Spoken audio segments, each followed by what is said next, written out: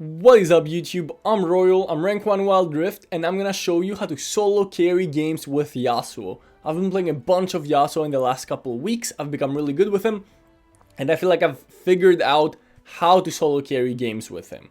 So first I'm gonna talk about the build really quickly, and then we'll jump into the gameplay and I'll break it down for you guys. Because it's not just the mechanics, it's the decision making as well. So first we're gonna be going for a hybrid tank into damage build. I'm going to be taking Plate Steel Caps, Wits Ends, and Divine Sunderer, which is our tank core. But then I'm going to be building Bloodthirster and Mortal Reminder. You can replace Mortal Reminder with Terminus if the enemies don't have a lot of healing. And finally, Guardian Angel as our last item to keep us alive. Then for your runes, we're going to be going for Grasp, Brutal, Giant Slayer, Alacrity. And then you can pick between Nullifying Orb and Second Wind, depending on your lane matchup. Finally, for spells, go Ignite or Exhaust. And now let's jump straight into the game so I can break down exactly what you need to do to solo carry games with Yasuo.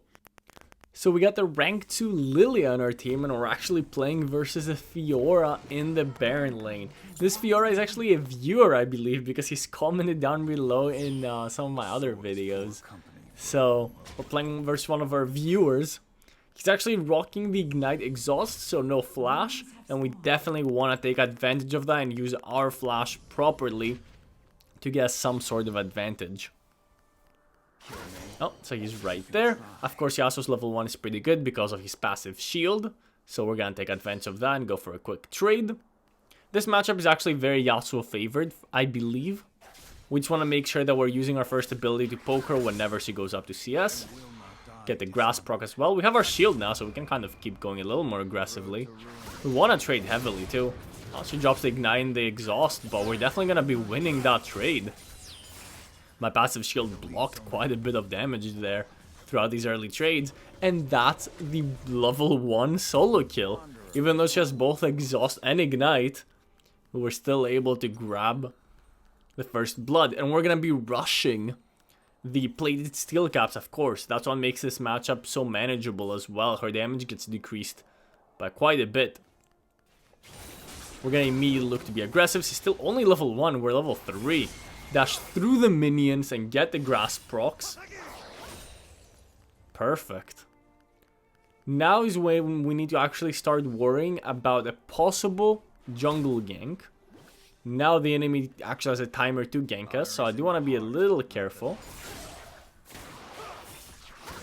So we're actually getting really good trades on the Fiora. Again, constantly jumping in and out of the minions. I can definitely die for her. I'm just a little scared of the enemy jungle. Oh, she lives! And that was a perfectly executed dive. No, and she blocks it! Oh, we can't. We have to go back. We have to go get the healing. I'm one lunge away from dying. So the enemy jungler, I think, showed bot side. So I could definitely go for that play without being afraid. Okay, now we have the healing and she doesn't. Oh, she's actually going aggro on us. I think maybe I could have killed her there if I wind wall that and then jump to the minions. But now the wave is pushing into us and she really wants to recall, right? Oof. Close one again. We do have Ignite though, so if she stays, we should be able to kill her. Okay, there we go. She did overstay. She shot. The thing is, the wave was really bad for her, right? Because it was pushing back to me. Oh, there's Echo. Oof. Oh, he's actually flashing for me. Oh, he lives and he's gonna be ulting out. That's very unfortunate. Yeah, Fiora was kind of locked there, right? Because the wave was pushing into me. So if she recalled there, I would recall and she would lose a bunch of minions. So she was in a tough situation because she didn't have the HP to push it out. I think she just had to take the L and recall there.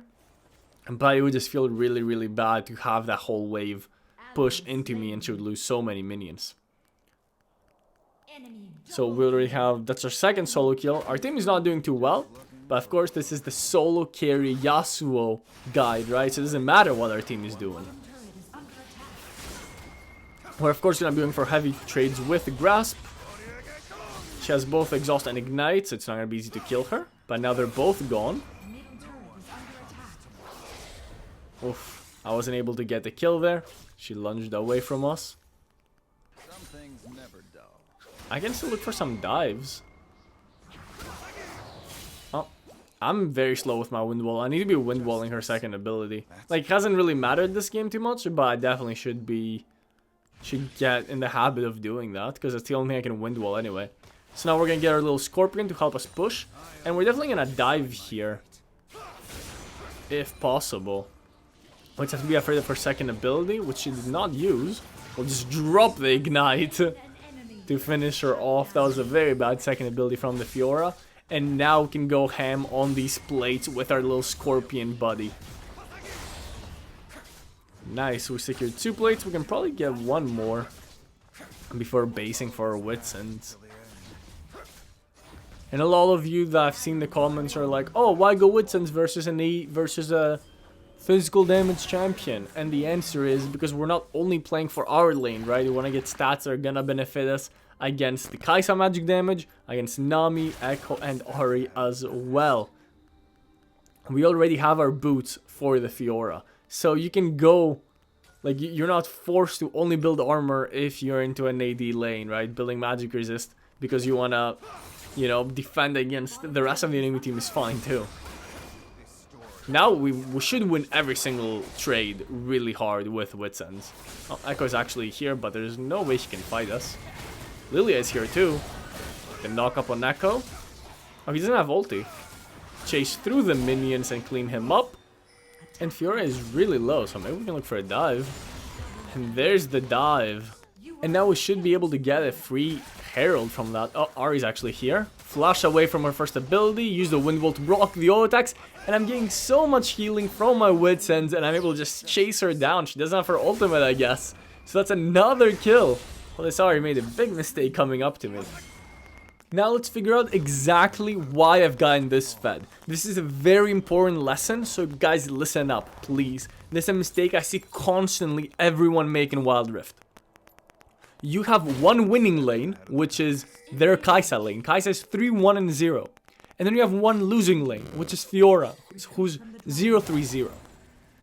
And for some reason, you guys think, or at least Wild Rift players think, that they need to go and help the losing lane. And that's the worst thing you can do. You want to play around your strong side, because Echo comes top, Lilia comes top, and guess who's gonna win that 2v2? Of course, Yasuo and Lilia are gonna win the 2v2, because Fiora is so far behind that she can't really help. And Ahri came as well, and made a 3v2, which they still lost. That's why you want to be playing around your Kai'Sa and your Nami. That's your strong side of the map. You don't want to be playing around your weak side of the map, because you're not going to help them, you're just going to lose your own lead. You want to be playing around Kai'Sa and Xayah. And of course Lilia wants to play around me. So Echo has made a massive mistake by trying to play around. And he just into me again. And now he's probably going to flame his Fiora. He's going to be typing in chat, oh Fiora, you've inted this Yasuo. But it's not, I mean, sure, it's Fiora's fault for getting destroyed in the lane, but it's his fault for coming there and just wasting his lead. He just died 2 times for no reason, and he's letting his team get destroyed in the bot side of the map. What he needs to be doing instead is protecting his duo lane and playing around them, because that's where he's gonna win, that's where his team is the strongest. And I see it all the time, and it's so annoying, even in Sovereign Challenger games. Players, junglers, mid laners, even supports playing around their weak side and trying to help their weak side instead of giving the tools to their strong side to snowball. And that's the massive mistake that this Echo and this Ahri have made this game. And have made their game very, very, very difficult. So if you're noticing what I'm doing now, my team was all rotated to the bot lane. So I went mid lane, grabbed the wave mid, and then went top lane to also grab the wave top. I am maximizing my farm, and to solo carry games you need to be playing for yourself. You need to be maximizing your gold.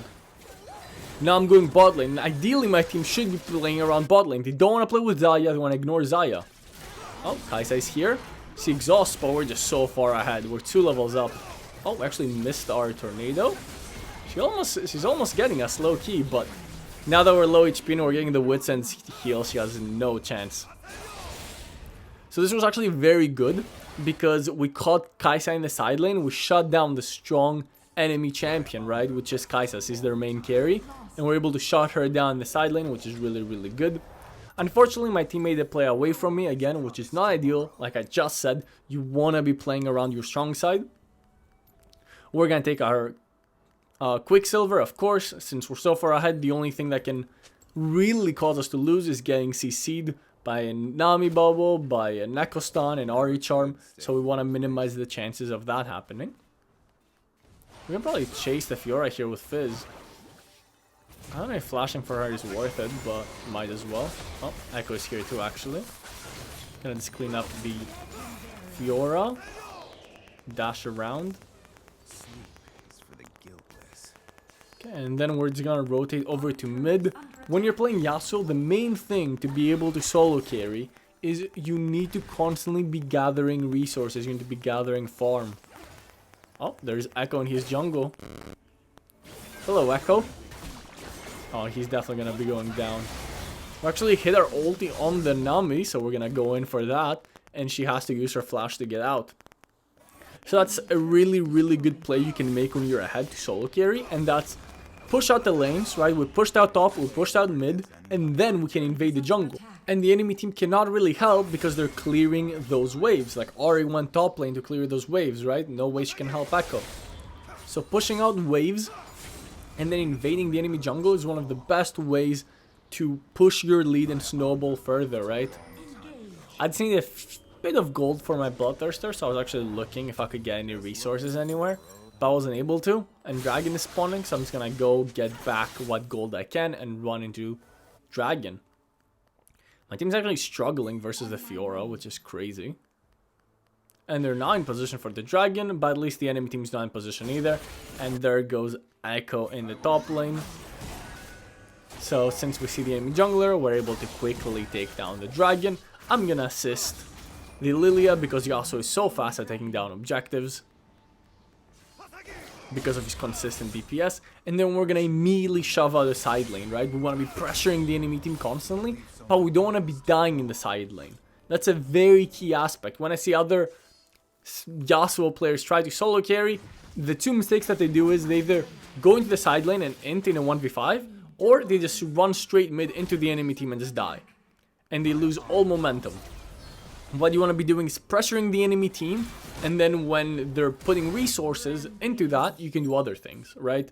So if I push bot lane and Ari goes to contest, I can group with my team and make it a 4v5. My team is going even on the fights. They got a 2v2, which is, I guess, not bad, even though they did have the numbers advantage. Oh, Echo might be inting, actually. Oh, never mind, he's smurfing it. Oh, Echo. So again, I'm going to keep farming as many resources as I can and pushing the waves as much as I can. After pushing the wave, I can look to rotate and probably pick up this Fiora. Hello, Fiora. Grab the knock up on her and finish her off. Our damage is so insane. We're very, very tanky. Ari has gone down the bot lane. She's probably going to be taking that turret, which sucks. But I'm pinging my team for a sneaky, sneaky Baron because Echo is dead. Fiora is dead.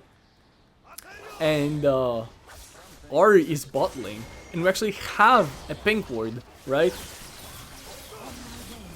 So this is a very sneaky, sneaky Baron. I think, yeah, we're gonna back off. I think what I did there, I trolled because I threw my tornado over the Baron pit, and I think they saw that.